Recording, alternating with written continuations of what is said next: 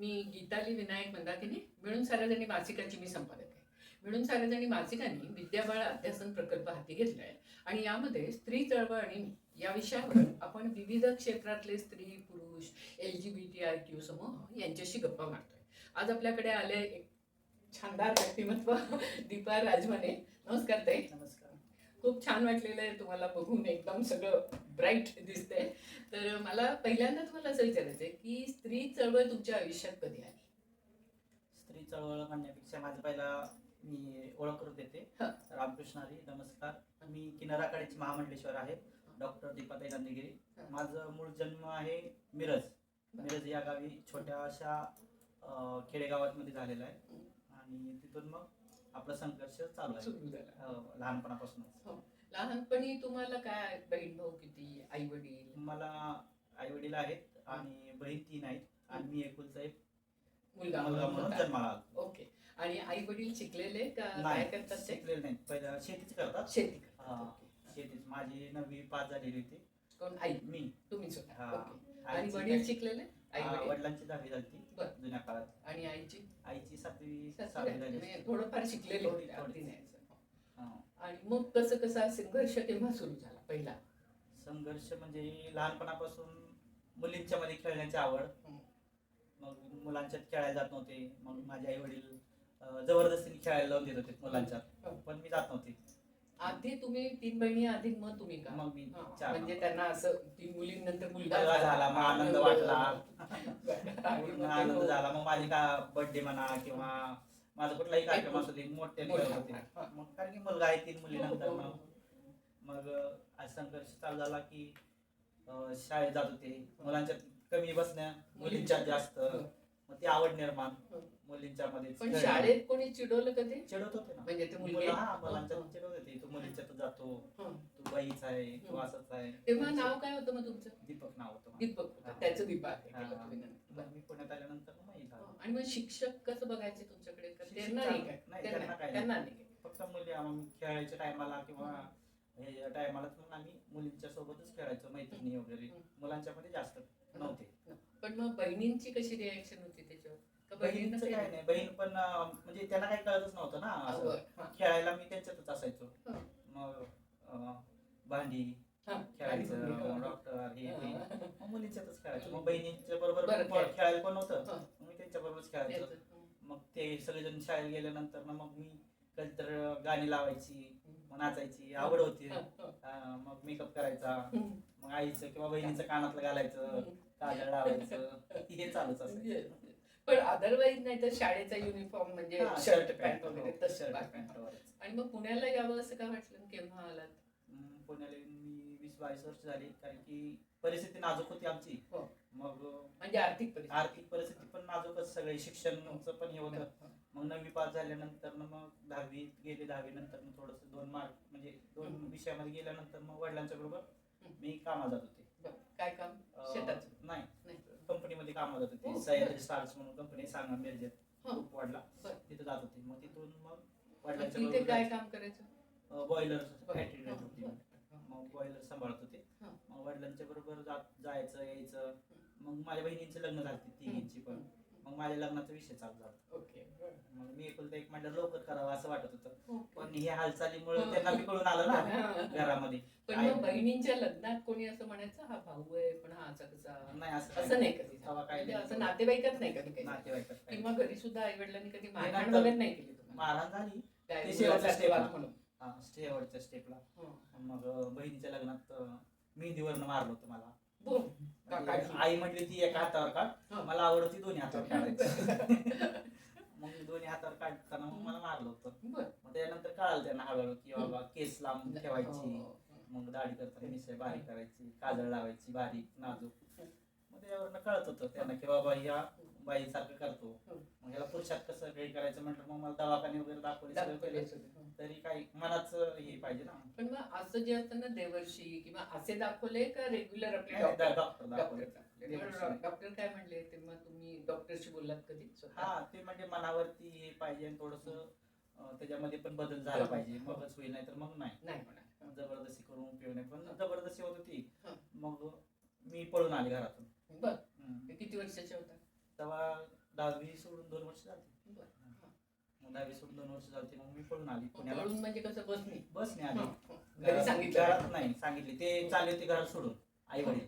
बरं. मग ते काय म्हणले, बाबा तुझं घर आहे, शेती आहे, तुझं बघ, आम्ही दोघं कुठेही जातो, तू लग्न नाही म्हणजे करत. हो तुम्हाला घर देत हा, होते, राहा घर म्हणत शेती होते. देत होते, तुझं करून खा, हा. आम्ही दोघं कुठेही जातो. मग मी बरं. काय विचार केला हो. की माझे आई वडील, त्यांचं वय झालं. त्यांचं वय झालंय, माझे वडील सगळे नातेवाईक तिथंच राहतात, इथेच, हा. 3 बहिणींची मिस्टर इथे, ते. हा. मग सगळेजण मला येऊन विचारणार की बाबा हो, तुझे आई वडील कुठे- कुठे हो. गेले, तू काय करतो, हा. तुझे आई वडील कसे काय गेले, मग चुलते आत्या वगैरे. मग मी काय म्हटलं, एक पोट कुठंही भरतं. हो. मग माझ्यामुळे आई वडिलांचं हे नको म्हणून मग मी त्या रात्री फक्त 250 रुपये घेऊन बरं. घरातून बाहेर पडून आले एका शर्ट पॅन्टवर. हम्म. मग स्वारगेटला आले. स्वारगेटला ना कोण ओळखीचे, हो, तेच ना तर. मित्र हो. नाही, बरं. ना गुरु नाही, हम्म. ना नातेवाईक नाही, कोणच नाही. हम्म. मी 10 दिवस उपाशी होते स्वारगेटला. कुठे स्टँडला असतं? स्वारगेटला पेपरवर झोपायची, हम्म. ना चहा प्यायला पैसे, ना कोण ओळखी नाही. हम्म. मग असं 10 दिवस झोपले. पण मग तुम्ही भीक मागून बघितली नाही, का नाही? म्हणजे ते नाही. मनाला लागलं होतं. कारण की आपण इथं ओळखीचं नाही कोण, हम्म. मग मी कसं मागणार, आणि शर्ट पॅन्टवर आपल्याला कोण देणार. कोण ते? हा. मग ते माहिती होतं की बाबा आपल्याला नाही जमणार इथं. हम्म. मग ते एक आमच्यातलीच हा. किन्नरमध्ये शर्ट पॅन्टवर असतात ना, हो. ती ओळख झाली स्वारगेटला. मग ती नेली आम्हाला अप्परला. हम्म. अप्परला नेली.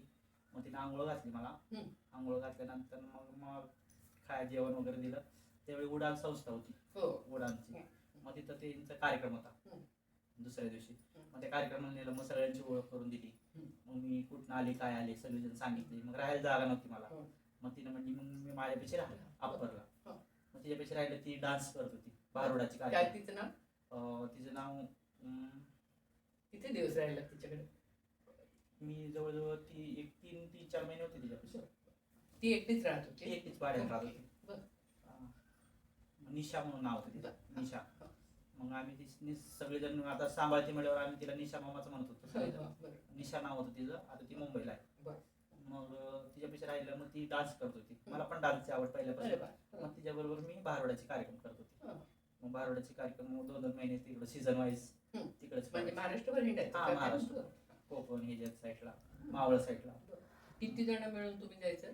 तिथं 10-12 सगळा जणी मोठा असायचं. असं तुमचा. हा, म्हणजे कसं तमाशा असतो हा, तसा तसं तमाशामध्ये थोडंसं फक्त स्त्रिया नसतात. हो. की आमच्यासारखी हो. हे असते. हो. बिनबायांचा तमाशा असतो ना तसा. हो, हो. मग ते भारुड असतं. बरं.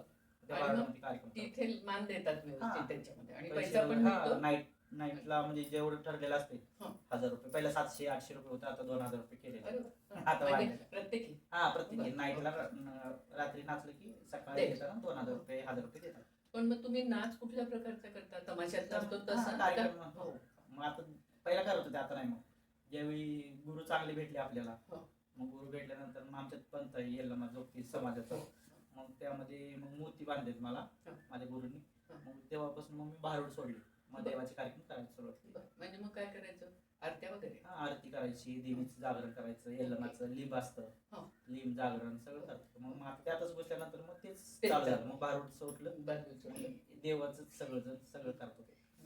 आता हे देवाचं करत असताना असं पण म्हणतात ना की काही काही वेळेला आता म्हणजे जसं देवदासी होत्या त्या यल्लमाला वाहिलेल्या, मग तिथे थोडं शोषण होतं किंवा बायकांना त्या पद्धतीने चांगलं वागत नव्हते, हो. पुरुषांच्या ते नजरा पहिला होतं. होत्या.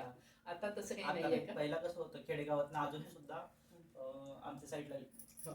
खेडेगावात हो. बघितलं, जिला वारं येतं किंवा जिला देव येतात मग तिला घरातून बाहेर काढण्याचं बघतात हम्म. किंवा शोषण करतात तिचे. हो. मग आता इकडच्या भागाला नाही हो. तसं. इकडं कसं देव आलं काय आलं तर मग देवाचा कार्यक्रम करून घेतात घेतात. किंवा हे करतात. आपल्याकडे तिकडं नाही.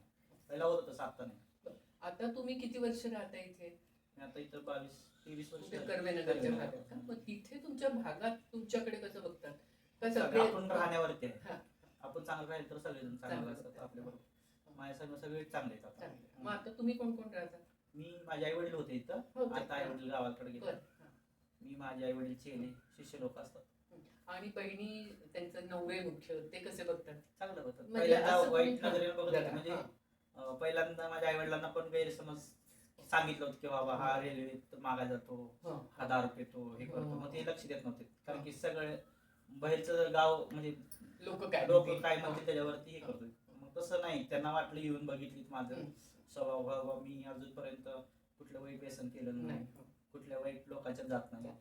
मग आमचा समाज आहे लिंगायत वाणी समाज आहे आमचा. मग मी त्या पद्धतीनेच राहते अजून, की नॉनव्हेज नाही कधी कधी काहीच नाही, कुठलं व्यसन नाही. त्याच्यामुळे मग आई वडील माझ्या जवळच आहेत, बहीण म्हणा नातेवाईक म्हणा सगळी जवळ. मग आता जो तुमचा असतो म्हणजे तुम्ही राहता कर्वेनगरच्या भागात, मग तिथून उठून तुम्ही कुठे कुठे जाता? सगळे म्हणजे महाराष्ट्रभर पुन्हा हिंडता आणि तिथे सुद्धा देवीचे जिथं जिथं देवीचं बोलवतात किंवा कार्यक्रम करतात तिथं सगळीकडे जात असतो. पण मग तिथे देवीचे कार्यक्रम काय प्रकारचे असतात? काळूबाईचा कार्यक्रम करतो, अंबाबाईची माळपरडी द्यायची असली तर, शिष्य करून घ्यायचं असलं तर सगळे कार्यक्रम असतात यल्लमाचे. आणि ते जे गुरु करणं म्हणतात, गंडा बांधणं वगैरे, तसं तुम्ही केलेलं आहे म्हणजे तुम्हाला गुरु आहे कोणतरी, ते गुरु कोण आहे? परंपरा असते आपल्यात. कसं मुलानंतर वडिलांच्या नंतर आजोबानंतर वडिलांच्याकडे येतं, वडिलांच्या नंतर मग हे तसंच आमच्यात पण आहे. सगळी नाती आहेत आमच्यात. गुरु असतो, आजा गुरु असतो, मावशी असतात, आत्या असतात, चुलती असतात, असं सगळं सामान म्हणजे मोत्याच्या नात्यानं सगळेजण म्हणजे नातं जुळतं आमचं. पण तुमच्या ह्याच्यात म्हणजे असं जे एक लोकांना म्हणजे आमच्यासारख्यांना, आमचं खूप अज्ञान आहे या बाबतीत, आम्हाला काही माहित नसतं खूप, पण असं जे म्हणतात म्हणजे टाळी वाजवणं किंवा असं तुमचं असतं का? किंवा तुमच्या मित्रमैत्रिणी यांच्यामध्ये कोणी सिग्नलच्या पाशी सिग्नलला जातात, टाळी वाजवतात, 4-5 रुपये घेऊन त्यात संतुष्ट असतात. आणि त्यांना काही जणांना हे कंपल्सरी आहे असं आम्हाला कंपल्सरी नाही. आता कंपल्सरी नाही.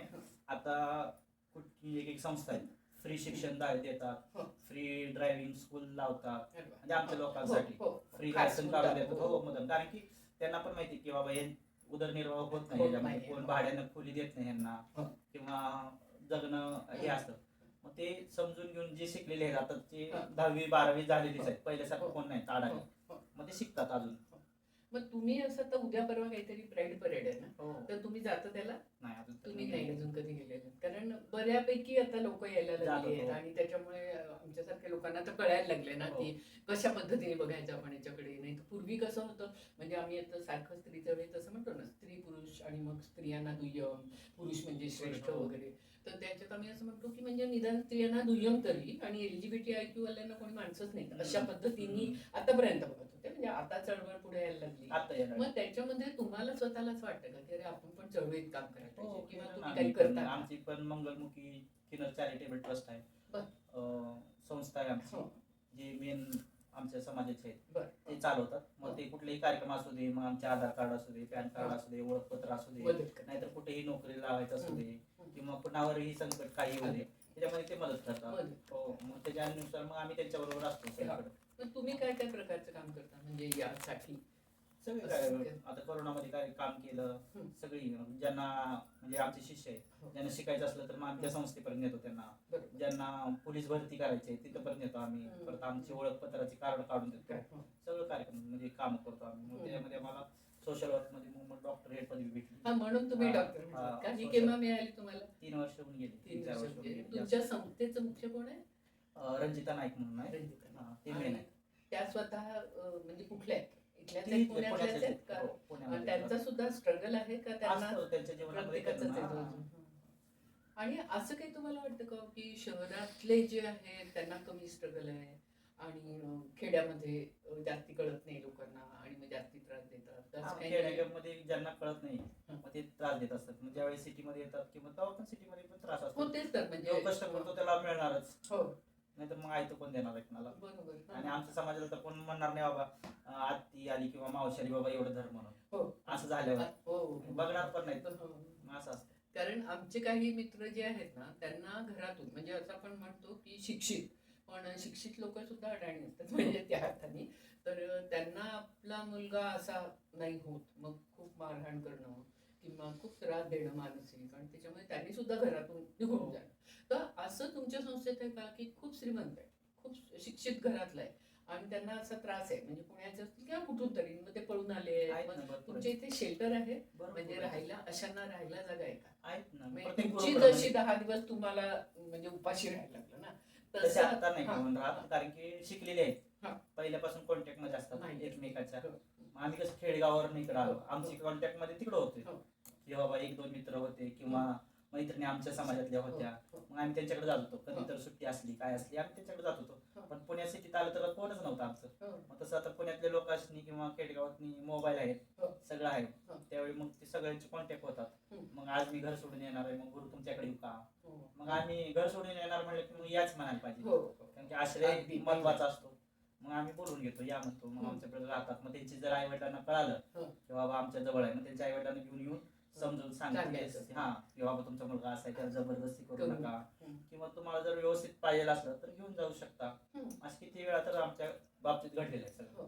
पण मग अशी किती जण एकत्र राहतात की पळून आलेत म्हणून तुमची काहीतरी संस्थेचं असं घर आहे म्हणा? नाही तसं नाही. असं नाही, म्हणजे शेल्टर म्हणतो आपण, तसं नाही. कुणाच्या तरी घरी कोणाच्या त्या वेळेला त्या वेळी म्हणजे ओळख असली की तिथं जातात.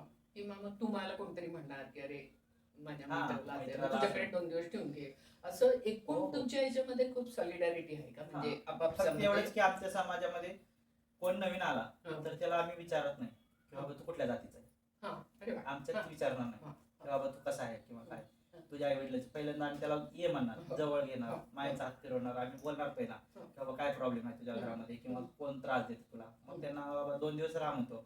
2 दिवसानंतर त्याच्या घरच्यांनी फोन केले त्याला किंवा हुडकायचा प्रयत्न केला तर मग आम्ही डायरेक्ट सांगतो की आमच्या जवळ आहे, तुम्ही इथे या, समोरासमोर बोला. जर त्याची इच्छा असली तुमच्या व्यवस्थित राहायची किंवा तुमच्या जवळ त्याच्या मनाचे विरुद्ध जर तुम्ही वागत असला किंवा त्याचं जे म्हणणं ऐकून तुम्ही जर व्यवस्थित वागला तर तुम्ही घेऊन जातात तुमच्याकडे. तो तयार नाही तर नाही. आणि याच्यामध्ये लिंग बदल करणारे किती जण आहेत? भरपूर लोक. तुम्ही स्वतः केलंय? नाही. कारण त्याच्यामध्ये काही वेळेला डॉक्टर म्हणतात की नका करू, म्हणजे त्याचे बरेचसे त्रास पण आहेत आणि खर्चिक पण असतो, खर्च असतो भरपूर. हो.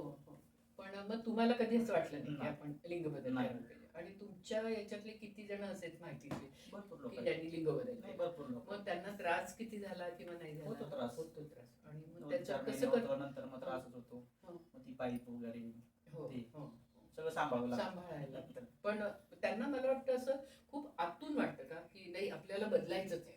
म्हणजे असं जे असतं तुम्हाला ओके झालं की न करू, पण काही काही जणांना एवढं स्ट्रॉंग फिलिंग असतं की त्यांना ते बदलायचं. मला स्त्री व्हायचंच आहे. त्याच्यामुळे असे जे असतात, किंवा आता समजा तुम्ही मुलगा आहे आणि तुम्हाला बाई व्हायचं, पण जी बाई आहे आणि तिला मुलगा व्हायचा आहे, असे किती आहेत का? हे संख्येने कमी असतात? ती आता सुरुवात आहे मोठी दिसतात. कारण आतापर्यंत दिसताना उलट दिसत होतं ना की आमचं एकच म्हणजे स्त्री पुरुष आणि आम्ही इतर एवढंच होतं आता. आणि आता जास्त टॉमबॉय वगैरे जास्त चालू झाले. आताची संख्या वाढते. आणखीन असं मला सुरुवातीला आम्ही काही वेळेला म्हणायचो बरं का की हे सारखं म्हणतो ना आपण पुरुष प्रधान आहे व्यवस्था आणि बायकांना बिचारांना किती त्रास. तर तेव्हा आम्हाला सारखं असं वाटायचं की अरे पुरुष उलटे बरे आहेत, म्हणजे त्यांच्या हातात सत्ता आहे किंवा काय, तर तुम्हाला का बाई व्हावंसं वाटतं? म्हणजे हे हार्मोनल न कळल्यामुळे असं मला सुरुवातीला असं वाटायचं की यांना काय एवढं बाई व्हावंसं वाटतंय. म्हणजे खरं बाई होऊन कितीतरी त्रास आहे ना, म्हणजे बाई झाली की नवरा मारहाण, हिंसाचार आणि काय काय गोष्टी, सासूरवास आणि काय काय असणार आहे, तरी सुद्धा का वाटतं? तर ते मनातून तुम्हाला मनातून पाहिजे. आणि असं किती होतं की आत्ता असं वाटतंय तुम्हाला की बाई व्हावं, आता इतके वर्ष वाटतं, आणि नंतर असं कधीतरी मनात येतं की अरे कशाला आपण बाई झालो, खरं म्हणजे पुरुषच बरं राहतो. असं नाही, म्हणजे ते आतूनच तुम्हाला आम्ही तर देवापाशी म्हणतो स्त्री पण नको पुरुष पण नको. कारण की आजकाल बघतो की बाबा बायका आहेत त्यांना 2 मुलं आहेत, ते निघाले बेवडे, नवरा मारहाण करतो. मग ती बाई किती रडते आपल्यापाशी येऊन किंवा माझ्या मुलांना सरळ करा, किंवा एखाद्या वेळेस नवरा म्हणतो की बाबा माझी बायको नीट नाही ना, मुलं सोडून गेली, पळून गेली. मग त्यापेक्षा हे झंझटच नको. आणखीन असे जे आहेत ना, म्हणजे ज्यांना त्रास होतोय खूप, असे तुम्हाला शोधून काढण्यासाठी तुम्ही काय करता, म्हणजे तुमची संस्था, की त्यांच्यापर्यंत पोहोचायचं आपल्याला, म्हणजे ते तुमच्यापर्यंत पोहोचतील ते वेगळं, पण म्हणजे आता समजा जाहिरात देणं की अशी आमची संस्था आहे इथे, कोणाला असं नाही तुम्ही काय करता. आणि हे माध्यम, समाज माध्यम किती वापरता, म्हणजे व्हॉट्सअप वापरता किंवा फेसबुक, मग त्याच्यावरनं सांगा ना की ते ओळख झाली की मग ते मेसेज करतात, गुरु आम्ही तुमच्याकडे यायला पाहिजे, मला तुमच्यासंग बोलायचं आहे किंवा आम्हाला तुम्हाला भेटायचं आहे. असं चालू असतं. आणि तुम्ही गुरु आहेत कोणाच्या तरी? हो. किती येतात तुमचे शिष्य? माझे भरपूर आहेत. आणि ते कुठले कुठले आहेत, म्हणजे याच वेगवेगळे पण आहेत, वेगवेगळे गावातले? मग स्त्री पण आहेत, पुरुष पण आहेत, आमच्यातली पण आहेत. म्हणजे असे पण असतात का तुमच्या बरोबर की जे स्त्रीच आहे, म्हणजे जन्मानी स्त्री आणि स्त्रीच आहे, आणि जन्मानी पुरुष आणि पुरुषच आहे, असे सुद्धा म्हणजे देवीच्यामुळे तुमच्याकडे देवीमुळे आमच्याकडे. मग आमचे हे जुळतं हा. ना, मग ते आई म्हणून आमच्याकडे येतात. मग हा. आई म्हणूनच मग आपल्याला स्वीकार करून मग आपण पण त्यांच्याकडे मुला मुली म्हणून हा. बघूनच हे करायचं. मग हा. आई आमच्या लोकांचं वेगळं पडतंय हा. आणि त्यांचं वेगळं राहतं. पण मग असं जे म्हणता तुम्ही की जात वगैरे नाही तुम्ही मानत, म्हणजे विचारत नाही, मानत नाही, तर तुमच्या हे देवीच्या याच्यामध्ये पण असं आहे का की म्हणजे जात वगैरे काही मानायची नाही नाही, नाही, आपण आपण मानतच नाही. स्पृश्य नाही म्हणायचं? नाही आणि मग पाळीच्या वेळेला काय करतात? कोणाच्याही घरात जातो आम्ही. हा. तू तर न मानणारी असू देत, नाही तर त्यांच्या मानणारी घरात असू देत. मानणारे असू देत, आपण त्यांच्या घरी जातो, देवाचा कार्यक्रम असला की करतो, जेवतो, खातो, हो. येतो. हो. मग पाळीच्या टायमाला कसं हो. आपण थोडस पाळावं लागतं. हो. तेवढं पण नाही पाळत मी. हो. मी स्वतः माझं वैयक्तिक सांगते, कारण की हो. माझ्या जीवनावरती एक नाटक निघलेलं आहे, बरोबर. अवघडीचे 5 दिवस. हो. हा. कोणी लिहिलंय? मी स्वतः तुम्ही? जे- अरे हा, वा. मी खरंच स्वतः मी स्वतः लिहिलंय. हा. आणि तेही एक कारणामुळं. हो. काय झालं? ते कारण आता सांगायचं म्हणजे माझं घर कोरोनाच्या काळात तयार हो. झालं, जिथं मी आता राहते तिथं. हो. मग कोरोनाच्या काळामध्ये तयार झालं तर माझे वीट वाळू हे आणायला त्रास होत होता, म्हणजे सगळीकडे बंद होतं. बरं. हो. आणि मग माझं जुनं घर होतं ते पाडलं होतं, म्हणजे देवारा वगैरे पाडला होता. मग इकडे शिफ्ट व्हायचं होतं, हा. त्याच्यामुळे मग गडबड करत होती. हा. मग त्यात पोलीस अडवत होते. बरं. मग मी काय देवीला बोलली की बाबा माझं घर वगैरे होऊ दे, काय असेल ते मी तुला येऊन नवस फेडेन तिथं. हा. मग नवस केलं तर मग झालं. मग झाल्यानंतर 2-2.5 वर्षानंतर ना हम्म.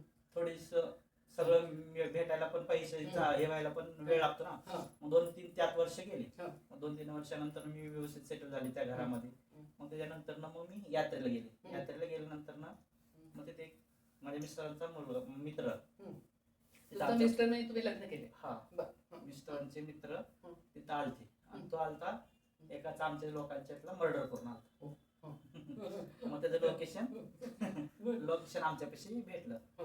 मग भेटल्यानंतर ना मग त्याला सगळ्यांना पोलिसांनी उचलले. हो. त्यांना उचलले तर मग जे आमचे लोक म्हणजे समाजातले लोक आहेत माझ्या विरुद्ध बोलणारे म्हणा, काय बरोबर. म्हणा, आता मोठं सगळ्यांना झाल्यामुळे विरोध बरोबर. जरा मोठं जेवढं मोठं माणूस आहे त्याला टोचणारे अगदी. भरपूर आहेत. हं. मग ते पोलिसांनी काय म्हटली की बाबा हे मुलं तुमचं नाव घेतात. हं. मग 20 लाख तुम्ही रुपये, केलं. 20 लाख रुपये तुम्ही त्यांना दिला हं. आणि मर्डर करायला तुम्ही हो. लावला म्हणून. बरं. हा. मग जो मेला त्याच्याशी संबंध नाही कधी, हं. त्याचा नंबर नाही माझ्याकडे, माझा नंबर नाही त्याच्याकडं. मग मला जेल एंट्री झाली. हं. मग चौकशी नाही, काय नाही, काय नाही. मग मला मारहाण नाही कधीच, काय नाही. पण एक मनात राहतं ना बाबा आपण नाही केलं, हो. त्या व्यक्तीबद्दल आपण कधी कुणापाशी बोललो नाही, कधी तो माझ्या कार्यक्रमाला आला नाही, मी त्याच्या कार्यक्रमाला नाही. मग आपल्या मनात वाटतं ना. मग 3 महिने मी चार्जशीट पडूसपर्यंत जेलला होतो. बरं. हा. मग जेलमध्ये असताना मग आई वडिलाची आठवण, हो. मग ते सगळं आपण किती कष्टातून आपण वर इथपर्यंत आलो हो. ना. आणि कोणाच्या आता काय दारात झालं? आतापर्यंत एक हम्म. वाटी भाजीला नाही जात आपण कधी, कुठल्या चेहऱ्याच्यावर जबरदस्ती नाही करत आपण. मग आपल्यावर काय वेळ आली म्हणून मी असं बसून मग तिथं सगळं मिळतं ना जेलमध्ये, हो. सगळे जेलमध्ये पोलीस हो. वगैरे सगळे आपण चांगलं राहिलं, सगळे चांगलं. मग ते पण व्यवस्थित बोलत होते, आपण पण व्यवस्थित. मग तिथे वही पेन घेऊन मग सगळी आपण तिथे निवांत वेळ मिळाला. हा, वेळ मिळाला. काम करायला. मग तिथं पण सगळं भेटत होतं आपल्याला, देवपूजेसाठी हो. गुरुचरित्र भेटत होते, ज्ञानेश्वरी भेटत होती वाचायला. बरं. सगळं खूप छान, कारण की मी पहिल्यापासून देवाच्या ह्याच्यामध्ये हा. चौथीला असल्यापासून मी माझ्या घराण्यामध्ये हा. पहिल्यांदा मी माळ घातली. हो. हा. मग माझी आई वडील घातली, हं. असं झालं. मग माझ्या बहिणी घातल्या. मग तिथं कसं बसून सगळं मी माझी कहाणी लिहिली हा. जीवनाची. जेव्हा. मग जीवनाची कहाणी लिहिल्यावर मग ते तेवढं तिथं काय आपण लिहिलं तेवढं आपल्या संग येतं, येतं. म्हणजे देतात ते देतात. परत जेलमध्ये. मग घेऊन आल्यानंतर मग एक मुलगा आहे ओमकार म्हणून नाशिकचा, बरं. त्यांची टीम आहे हा. जे नाटक नाटकाची. करतात. हा, नाटक करतात. माझी ओळख होती त्याची माझी. हा. मग तो येऊन मग माझ्या जीवनावरती पहिला यलमाचा कार्यक्रम करत होते. ओके. हा. ज्यावेळी चांगली होती मी घरातच, तेव्हा मग माझ्याकडं पायातले साडी, हा. देवीचं जर नेत होते कार्यक्रमात त्यांची एका करायला, असं छोटे छोटे नाटक करायला. हा. मग ते नेल्यानंतर मग माझ्या कार्यक्रमाला मग माझं ते वाचला सगळं पूर्ण. मग माझ्यावरती नाटक त्यांनी पात्र केले माझं. बरं. मग पूर्ण उभे असंच हो. करत होते. मग त्यांना पारितोषिक वगैरे भेटले. किती मिनिटाचं आहे ते नाटक? ते तिथं 3 तासाचं होतं काय नाटक. अख्ख्या 3 तासाची हा. तुमची लाईफ स्टोरी? हा, बापरे, केवढं ग्रेट आहे ना. आणि मग 3 तासाची होती. बघणारे असं व्यवस्थित थिएटरमध्ये तिकीट लावून तिकीट वगैरे? लावून होतं. नाव काय म्हणलात तुम्ही नाटक? अवघडीचे 5 दिवस. अवघडीचे 5 दिवस. आणि मग त्याच्यात ते काय अवघडीचे 5 दिवस म्हणजे पाळीच्या हा, संदर्भात? पाळीच्या संदर्भात. मग म्हणजे पाटलाचं घर असतं. मग पाटलाच्या घरात सुनाला पाळी आल्यानंतर देवीपाशी जाऊ देत नाही. मी सगळं असं चालू होतं. मग माझं नाव होतं त्याच्यामध्ये. सगळ्या मग माझ्या आई वडिलांचं नाव होतं त्याच्यात. बरं. सगळी जण नाटक बघितलं ते. खूप छान वाटलं. आणि मग त्या नाटकाला पारितोषिक हा, पण मी मिळाली. घेतलंय. मग तुम्ही बघायला जायचं हा, ते. आम्हाला मग बोलवलं. असं तुम्हाला कधी वाटलं नाही की मीच नाटक करते उभं राहून तिथे? समोरचा इथे जो नाटक करत होता तो वेळ माझ्यासारखा दिसत होता. त्याच्यामुळे तुम्हाला ओके झालं की जरा तोच करतोय, करू दे त्याला. आणि मग त्यानंतर अजून काही तुम्हाला लिहावंसं वाटलं किंवा कोणाची काही, म्हणजे आता ते टाळी म्हणून आलं होतं मध्ये, आणि अजून बरंच काय काय झालं होतं राजकारणाच्या संदर्भात. तुम्हाला कसं वाटतं पडायला पाहिजे राजकारणात? राजकारणात पडायचं नाही, पण मी सेवा करते सगळ्यांची, जनसेवक म्हणून बरं. मला आवडतं. हं. आमच्या वस्तीमध्ये छोटीशी वस्ती आहे. हं. आतापर्यंत कधी रस्ते नव्हते, कधी बाथरूम हं. नव्हते हं. आमच्या वस्तीमध्ये. हं. मग आपण थोडेसे ओळखीने रस्ते चालू झाले, ड्रेनेज लाईन आली, म्हणजे नगरसेवकाशी वगैरे बोलून. नगरसेवकाशी वगैरे ओळखून बोललो. हं. मग अजूनपर्यंत आमच्या इथल्या महिला सगळ्या अशा उघड्यावर जात होत्या. आतापर्यंत हं. ते कुठलंही करोना नगरला मराठवाडा कॉलेज शेजारी. हं. मग आता सगळेजण व्यवस्थित सगळ्या सगळ्यांच्या सोबत झाले. संस्था येऊन प्रत्येकाच्या घरामध्ये हो, बांधून ते दिले. जे केलं ते. हा, हां, ते बांधून दिलं. बरं. आता छान आहे सगळ्यांचं, म्हणजे व्यवस्थित वाट. आणि शाळा कॉलेजेस मध्ये वगैरे कधी तुम्हाला बोलवतात किंवा हा, तुम्ही- बोलतो हां. कार्यक्रमाला. आणि तिथे काय करायचं, म्हणजे कुठल्या प्रकारचा कार्यक्रम असतो शाळा नाही, असे कॉलेज? कार्यक्रम बोलवतात, त्यांचे जर सत्कार वगैरे काय असेल तर आम्हाला बोलवतात. बरं. कुठल्या कुठल्या कॉलेजमध्ये गेले? इथं पण आलतो आम्ही सिम्बॉयसीच्या. हो. हो. बरं, आमच्या इथे सेनापती हा, बापट हा, रोडच्या. बरं. त्यावेळी म्हणजे- सिद्धताई सकपाळ होत्या, हा, बरं. त्यावेळी आम्हाला बोलवलं होतं. तुम्ही त्यांच्या इथे गेलात कधी? सिंधू त्यांच्या नाही, शाळेत? जायचं होतं परत ते- त्या हा. गेल्या असत्या. आता तुम्हाला काय, म्हणजे पुढे काय करावं असं वाटतंय आणि काय काय मनात आहे असं? आपले हे देवाचे कार्यक्रम आणि आपली जनसेवा हं. मला आवडतं. देवाच्या कार्यक्रमामध्ये असं थोडं, म्हणजे तसं तुम्ही काही वाटून घेऊ नका, म्हणजे आपण बोलत असताना विचारूया असं, की काही काही वेळेला आपण असं म्हणतो ना की देवाच्या नादी लागतात, मग त्यांच्यानी संसाराचं नुकसान होतं म्हणा, किंवा त्यांचं मन एकीकडे आपल्याला वाटतं की स्ट्रॉंग होतं कारण देवावर विश्वास आहे, दुसरीकडे असं होतं की काही झालं तरी देवाला साकडं घालायचं, म्हणजे नवसही करायचा नाही तर देवाच्या ह्याच्यात. तर तुम्हाला कसं वाटतं की जे देवाचे भक्त असतात ते खरे स्ट्रॉंग असतात असं वाटतं का नाही, म्हणजे ते कमी प्रयत्न करतात, म्हणजे समजा आता गरीब आहेत माणसं तर ते फक्त देवाला देवदेव करतात आणि मग असेल देव येईल तर करेल. गरीब लोक, श्रीमंत लोक, कोणाला दुःख आहे हो. ते देवापाशी Yes, जातात. हां. ज्याला सुख चालू आहे, जॉब डेली आपलं व्यवस्थित आहे, तो फक्त लांबून नमस्कार करणार हो. किंवा मनातून म्हणणार बाबा मला चांगलं बरं. चाललंय बस, हो. एवढंच म्हणणार. हो. आणि जो गरीब आहे तो हं. पाय चप्पल वगैरे काढून देवळात देव. जाणार. आणि तुमच्याकडे अशी श्रीमंत लोक येतात का की ज्यांना काहीतरी दुःख आहे आणि मग ते तुम्हाला सांगतात? श्रीमंत नाही, असं Middle class. मीडियम. पण मीडियम आणि शिकलेली लोक येतात. हो, येतात. आणि त्यांचं काय, म्हणजे साधारण काय प्रकारची दुःख सांगतात? घरामध्ये दुःख म्हणा, मुलं व्यवस्थित शाळेत जात नाहीत, किंवा मोठी मुलं झालेत पण वाईट व्यसनाला लागलेले आहे, ओके. वाईट वळणाला लागलेले आहे, मित्रांच्या जवळ काहीतरी होतं घडतं, असे येतात. आता तुम्हाला या 20 वर्षामध्ये तुमच्या वस्तीतच असं दिसतंय का की दारूचं व्यसन वाढतंय, नशा पाणी, म्हणजे दारू सोडून पुढची सुद्धा नशा पाणी पण करतायत, किंवा मुलं जास्ती गुंडगिरी करायला लागली, मारामाऱ्या जास्ती पहिला होतं, मी ज्यावेळी राहायच्या अगोदर हं. त्यावेळी पूर्ण आमच्या इथं समाज पारधी समाज आहे थोडासा. हा.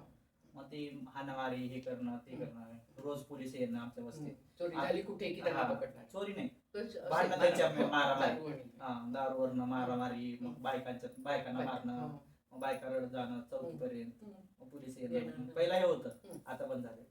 दारू पिणारा नवरा बायकोला मारतोय आणि तुम्ही गेलायत मध्ये, असं झालं. करता तुम्ही? म्हणजे मिटवलं त्याच्यामुळे- आम्ही, हो. हो, आम्ही आणि किती मग जण- तुमचा धाक पडतोय हो. नवऱ्यांना, असं होतं का? मग ज्यावेळी स्त्रीला मारलं, त्या हं. बाईला मारलं, हं. मग त्यावेळी मग आमच्याकडे मग आई म्हणून हात मारतात, रात्रीच उठवतात हो. किंवा रात्रीचे येतात, मग आम्ही त्यांच्याकडे जाऊन त्यांना म्हणजे गप्प बसत होतो, जो दारू पिलेला असतो त्याला. नाहीतर मग हिलाच सांगते की बाबा तू थोड्या वेळ थांब, शांत बस, त्याचं जर उतरली की ती नशा हो. शांत बसेल, हो. असं बोलतो आम्ही. असं. म्हणजे तुम्हाला मानतात तसं हा, की मानतात. असं तो नवरा उलटून तुम्हाला नाही, नाही नाही, म्हणत, तू नाही. कोण कशाला हा, मध्ये आली? कशाला आली? तसं असं काही नाही नाही. म्हणत. Okay okay. तर या पद्धतीनेचा आता तुमचा संसार जो चालू आहे, म्हणजे नवरा आहे, नवरा काय करतो?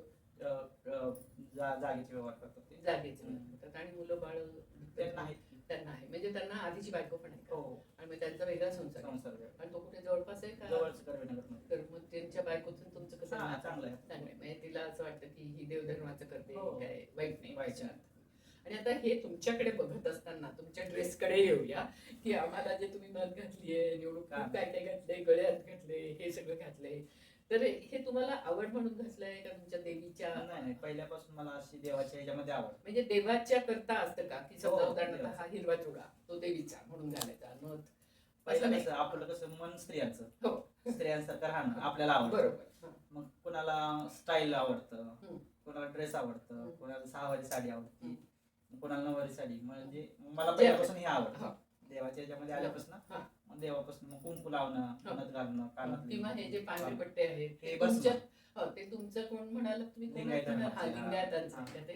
ओके मग ओके. बस मला आवडत असते. आणि आता तुमच्या याच्यात म्हणजे असं काही वाटतं का की जे पुरुष लोक असतात ना ते तृतीयपंथी किंवा हिजडा किंवा अजून कोण कोण आपण म्हणतो त्यांच्याकडे काय नजरेने बघतात आणि बायका काय नजरेने बघतात? म्हणजे पुरुषांची थोडी नजर जरा अशी आपण म्हणतो ना तशी असते का की आहेत अवेलेबल आणि सोपं आहे म्हणजे? जसं मग आपण जर असं राहिलो हं. म्हणजे डोक्यावरनं पदर नाही पडला, आपण म्हणतो स्त्रियाचा पदर पडला की स्त्रियांच्या बद्दल बी बोलतात लोक. पदर डोक्यावर असला की काय नाही वाटत. मग आपण पण व्यवस्थित राहिलं तर लोक कशाला बघतील आपल्याकडे? नाही पण मग अशी जर पण अंग वेगळं आपण अंग दाखवलं, हं. जी सर्जरी केलेली असेल ते हं. त्या हिशोबाने आपण राहत राहिलो हं. किंवा टाळ्याच ठोकत राहिलो तर लोक आपल्याला नावच ठेवणार आहे. कारण आम्ही थोडं चळवळीत कसं म्हणतो माहितीये का की आपण चांगलं वागलो म्हणून लोक सगळी आपल्याशी चांगले वागतीलच असं नाही. म्हणजे चांगली वागतील हे ओके आहे एका पातळीवरती, पण असं नाही की जी वाईट माणसं आहेत ती वाईटच आहे आणि मग ती धर्मच आहे एका वाईट ती- नजर टाकणं हे त्याचा धर्मच आहे. तर ती आपल्या याच्यावर येतात आणि मग आपण म्हणतो त्यांना काही फार शिक्षा होत नाही ना त्याबद्दल, म्हणजे पुरुष आहे चालतंय असं थोडंसं जे होतं. तर अशा पद्धतीनेचा या व्यवस्था म्हणतो आपण त्याला, तर या व्यवस्थेचा किती तुम्हाला असं वाटतं की नाही ही चांगली नाही आहे आपल्याला हे बदलायला पाहिजे अशा अर्थाने पुरुषांच्या विरोधात? म्हणजे जे अशा पद्धतीने कोणाकडे तरी रस्त्याने तुम्ही चाललाय समजा आणि एखादा पुरुष कोणाची तरी टिंगल करतोय किंवा वाईटच वागतोय म्हणजे डायरेक्ट, तर तुम्ही मध्ये पडता म्हणायला आता काही? आता परवाचीच गोष्ट, सोन्या मारुती चौकात आम्ही येत होतो, मी माझ्या आई येते. आता अधिक महिना चालू आहे, माझ्या आईला जोड्या करायच्या होत्या. मग मी चालत येत होते आणि एक स्त्री छोट्या बाळाला घेऊन तिच्या आईला घेऊन उभारली होती आणि रिक्षावाल्याला विचारत होती की बाबा कुठे जायचं? हा यायचं, आम्ही इथं जाणार आहे, येणार का? ती 3-4 वेळा विचारली पण तो काही बोलला नाही. मग ती बाई विचारली बाबा येणार आहे का नाही, येणार आहे का नाही? तो डायरेक्ट शिवी दिला तिला. हा, आईवरनं शिवी दिली तिला. मग पुढे गेला आणि परत मोठ्याने शिवी दिली त्याला 2 वेळा. मग मी गेली पळत त्याला धरले आणि मग एकदम असं झालं. मग त्याने काय केलं त्याच्यावर? तो गेला, अंदाज आला अंदाज की बाबा मग तो गेला पळून. म्हणजे या प्रकारचं तुमचं धैर्य आहे तुमच्यामध्ये आणि ते पहिल्यापासून आहे? पहिल्यापासून. आणि असं जे काही वेळेला म्हणतात ना की गुरु चेल्याचं शोषण करतात, त्याला हे कर ते कर म्हणजे दादागिरी करतात खूप किंवा त्याचा पैसा काढून घेतात वगैरे असं म्हणतात लोक ना. म्हणजे आणि कसं आहे की आपण जसं म्हणतो की व्यवस्था आहे जेव्हा या व्यवस्थेत ठेवत नाही म्हणून एक समांतर व्यवस्था झाली आहे, पण या समांतर व्यवस्थेमध्ये आधार पण देतात पण शोषण पण करतात. नाही तर हा पुन्हा मनुष्य स्वभाव आहे की जिथे सत्ता आली तिथे तर तशा वेळेला तुम्ही कधी हे करता की एखादा गुरु समजा वाईट वागतोय, तुम्ही मध्ये पडता? त्या चेल्याची कंप्लेंट जर आपल्यापर्यंत आली किंवा माझा गुरु असं वागतो किंवा आमच्याकडून एवढे पैसे घेतो किंवा प्रत्येक टायमाला आम्हाला मारहाण करत असतो, मग त्यावेळी आम्ही त्यांच्या गुरुशी बोलून आम्ही हे करतो, समस्या मिटवून हे करतो. आणि मग अशी ही तक्रार तुमच्याकडे व्यक्तिगत येते का तुमच्या संस्थेकडे? संस्थेकडे पण जाते, वैयक्तिक पण येते. म्हणजे तुम्ही माहित असल्यामुळे तुमच्याकडे पण येते. मग आता तुम्हाला स्वतःला अजून वेगळी संस्था काढावी किंवा असं काही वाटतं? काढली वेगळी संस्था काढलेली आहे, त्याचं काय नाव? कैवारी म्हणून आहे. अरे वा, किती छान नाव आहे. कैवारी. आणि मग माझी इच्छा आहे की बाबा आमचे वृद्धाश्रम नाही आहेत, स्त्रियांचे आहेत, पुरुषांचे आहेत, आमच्या लोकांचे वृद्धाश्रम नाही आहेत. मग त्यासाठी मग मी पुढाकार घेते. म्हणजे वृद्ध आता जवानी आहे तोपर्यंत चालतं, भाड्याने राहतील किंवा बाबा 4 पैसे कमवतील. 4 पैसे कमवलेले ठेवलं तर बरं, नाहीतर मग नाही ठेवलं तर मग म्हातारपणात काय आता दवाखान्यात ससून मध्ये ते जे वॉर्ड निघलेत आमची बाजूला त्याच्यामध्ये मग जे खूपच आजारी असतात किंवा ज्याला कोण नाहीत मग तिथं आम्ही तिथं नेतो त्यांना. आणि हे जे आहे ना म्हणजे आजारपणाचं किंवा मुलं असणं आणि मुलं न विचारणं असं किती आहे कॉमन? की मुलं विचारत नाही असं नाही विचारत. आणि तुमच्या नवऱ्याची जी मुलं आहेत ती तुमच्याशी कशी वागतात? म्हणजे बायको चांगली वागते, मुलं आई वगैरे म्हणूनच येतात आमच्याकडे. बरं. आणि ती केवढी येतात? छोटे येतात. एक मोठी मुलगी ती आई म्हणूनच ती केवढी? ती आता 7वीला आहे. बरं. आणि मुलगा लहान. लहान. त्याच्यामुळे या पद्धतीनेच म्हणजे एका अर्थाने तुमचं हे मोठं कुटुंबच आहे ना की ते आहे त्याची फॅमिली, आपली फॅमिली, हा समाज हा. समाजातली मुलं अशी सगळी आपलीच हा, आहेत हा. अशा याने. तर हा जो तुमचा कैवारी ट्रस्ट आहे, या कैवारी ट्रस्टला म्हणजे एटीजी म्हणतात ते किंवा असं सगळं आहे का अजून? नाही अजून Process चालू आहे, सुरू अजून झाली, प्रोसेस चालू आहे. process आता सुरू. नोंदणी झालेली आहे. हा. ते नोंदणीचं क्रमांक असतो ट्रस्ट तो भेटलेला आहे मला. मिळालेला आहे. त्याच्या पुढे अजून चालू आहे. आणि तुमच्या बरोबर कोण कोण आहे? मी माझी मुलं असतात. मुलं असतात. आणि ती सगळे मिळून तुम्ही हो, त्याचं हो. काय काय काय करायचं असं. आणि बेसिकली तुम्हाला वृद्धाश्रम हे जास्त लोक आहेत. हो. म्हणजे जसं तुम्हाला स्त्रियांचा असू जागा दे लागेल. किंवा पुरुषांचा पुरुषांचे असू दे असू दे. किंवा आमची लोकांचा असू हो. दे, वृद्धाश्रम मध्ये कोणीही चालतं. हो. तर ते वृद्धाश्रमाचं आता तुम्हाला माहित असेल बघा, आता अथर्श्री वगैरे आहेत अशी खूप हल्ली झाली आहेत ना, म्हणजे अगदी वृद्धाश्रम असं नाही पण वृद्धांसाठीची घरं ही अशी खूप एकत्र छोटी, हो. सगळी फ्लॅटमध्ये. आणि मग त्यांना जेवणा खाण्याची सोय असेल, डॉक्टरची सोय असेल. तर त्या संदर्भात तुमचं असं काही आहे की आपण इथे जागा घेऊया, मग इथे बिल्डिंग बांधू, असा तुम्ही काही प्लॅन केला चालू आहे आहे? प्लॅनिंग किंवा बाबा एखादं गुंठापट कुठे जागा मिळेल घेऊन का? आपण बांधून तिथे राहू शकतो. तुमचं जिथे गाव आहे तिथे जिथे तुमची जागा आहे मला वाटतं ना, हो, तिथे शेती. असं काही होऊ शकतं का? किंवा तिथं पण होऊ शकतं. पुणे सोडून तुम्ही असा कुठतरी आपण ग्रामीण भागात जास्ती करायला पाहिजे. कारण एका अर्थाने थोडं शहरात कसं होतं? शहरामध्ये जास्त करून गर्दी. आई वडिलांना सोडतात, हो ना? खेडेगावात हो सोडतात. हो हो. पण तरी असं पण मी ऐकलं की म्हणजे खेडेगावात सोडत नाही, पण तरी म्हाताऱ्या माणसांची परिस्थिती काही फार चांगली आहे तिथं असं नाही. नाहीये ना. तिथे परिस्थिती नाजूक असली तरी आपल्या आई वडिलांना निदान. कष्ट करून घरात तरी. आठवड्यात एकदा का होईना दवाखान्यात दाखवतात ओके. किंवा काही त्रास असू दे, हं. आपली म्हातारी आपल्या जवळ राहू देत म्हणून मास्तर म्हणतात तर मुलं. हो. तर सिटीमध्ये बघतोय हो, आपण सिटीमध्ये तर नाहीच आहे. हालचाल म्हणजे असली तरी- सगळ्या जणांना हालचाल असली तरी एकटे असतात. हम्म. त्याच्यामुळे वृद्धाश्रमाची मला आयडिया खूप तुमची छान वाटली. आणि शिक्षणाच्या संदर्भात काहीतरी जास्ती करायला पाहिजे असं तुम्हाला वाटतंय का? आता लोकांना आलंय शिक्षणाचं महत्व कळलंय, किंवा आता जे कोण आपण म्हणतो बेकारी खूप आहे, तर त्या पद्धतीने तुम्हाला बेकारीचं कसं दिसतंय तुमच्या बेकारी तुमच्या तर भरपूरच community आहे. मध्ये? बेकारी तर भरपूरच आहे. मागीच्या शेवट तर त्यांचं पोट भरतच नाही. हो. जे घरदार सोडून आले, ज्यांना घरामध्ये माहित नाही अजून बाबा आपला मुलगा असा आहे, बरं. त्यांचं चालतं. हो. आणि ज्यांना माहितीच आहे बाबा आपल्या मागीच्या शेवट पोट भरणार नाही, कुठं गेल्याशिवाय. आता सरकारने एवढे नोकऱ्या वगैरे काढले, हो. पण कोण म्हणत नाही बाबा मी नोकरीला जाईल म्हणून. बरं. का? कारण की बाबा इथं 1000-2000 रुपये रोजचे भेटतात, हम्म. 500-700 रुपये तर भेटतात. हो. आणि तिथं नोकरी करायला गेलं तर महिन्याचा पगार. हो. त्यामुळे मग असे कोण म्हणजे जास्त- ते रोजच्या रोज हातात हा, पैशाची रोजच्या पैशाची सवय सवय झाली. असते, हा. आणि असं होतंय का की म्हणजे समजा ते नोकरीला गेले तर नोकरीच्या ठिकाणी त्यांना त्रास होतो, म्हणजे वेगळ्या नजरेने बघितलं जातं म्हणा, किंवा टोमणे मारले नाही जातात तसं नाही. किंवा आता असं. आता नाही. आता बऱ्यापैकी हे झालं. आता कॉर्पोरेशन मध्ये पण आहेत हो, सगळे हो. सिक्युरिटी गार्ड हो. वगैरे भरपूर चांगल्या गोष्टी. हम्म. म्हणजे त्यांनी सेटल झाले नाही हा, की बाबा आपल्याला व्यवस्थित वाटतं नाही. वाटतंय नोकरी. जे शिकलेले ती म्हणतातच बाबा आपल्याला फिरणं नको, उन्हात कुठं जाणं नको. नको, हे आपल्याला नको. पंख्याखाली बसून हा. चांगलं आहे, व्यवस्थित चांगलं आहे. राजकारणाच्या याच्या बाजूलाच मला जरा पुन्हा एकदा तुम्हाला विचारायचंय की किती तुमच्या कम्युनिटीची लोक नगरसेवक आहेत म्हणा, सरपंच आहेत म्हणा, किंवा सभापती झाले तसे, म्हणजे आता खेडेगावात नाही होते, हा. आता नाही कोण एवढे, पण होते सरपंच वगैरे झाले. झाले होते. आणि मग त्यांना त्रास झालेला असं तुम्हाला माहिती आहे का? नाही, व्यवस्थित आहे.